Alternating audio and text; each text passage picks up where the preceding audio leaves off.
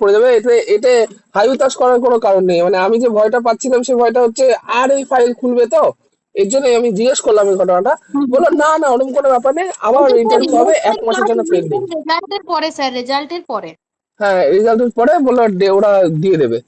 তা সুতরাং আপনাদের পড়াশোনাটা কিন্তু চালিয়ে যেতে হবে, বুঝলেন? হ্যাঁ স্যার, আমার ছেলের একটু এখন পরীক্ষা হচ্ছে তো স্যার, এই কদিন বন্ধ রেখেছি।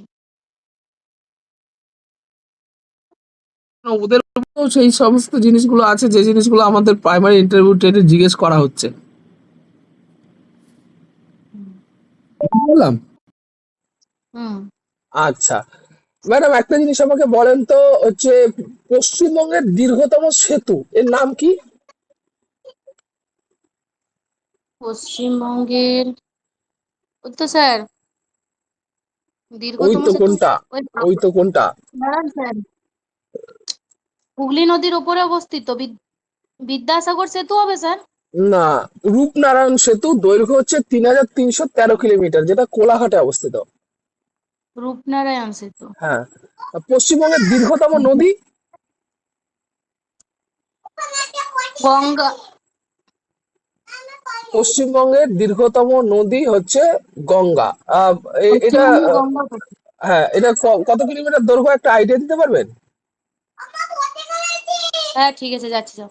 গঙ্গা নদীর, মানে কতটা দৈর্ঘ্য পশ্চিমবঙ্গে আছে গঙ্গা যেটুকু, নদীর, মানে পশ্চিমবঙ্গে কতটা আছে, কত কিলোমিটার আছে? গঙ্গা নদীর দৈর্ঘ্যটা স্যার প্রায় 2500 কিলোমিটারের মতো। 2,500 কিলোমিটার? টোটালে চলে গেলেন, আমি পশ্চিমবঙ্গে কতটা সেটা জিজ্ঞেস করেছিলাম। পশ্চিমবঙ্গের স্যার 500 কিলোমিটারের মতন। বাহ, দারুণ, 530 কিলোমিটার প্রায়। হুম। আচ্ছা, আর আপনি যেটা বললেন বিদ্যাসাগর সেতু, ঠিক আছে, সেটা হচ্ছে হ্যাঁ। পশ্চিমবঙ্গের দীর্ঘতম কেবল ব্রিজ। কেবল ব্রিজ হচ্ছে বিদ্যাসাগর সেতু। কেবল ব্রিজ। হ্যাঁ, কেবল ব্রিজ হচ্ছে বিদ্যাসাগর সেতু। কতটা লম্বা জানেন? না স্যার। 2700 ফুট, যেটা কলকাতায় অবস্থিত। ঠিক আছে।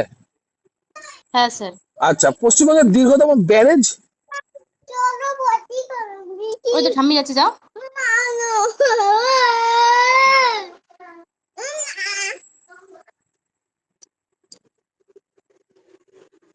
হ্যাঁ স্যার বলুন।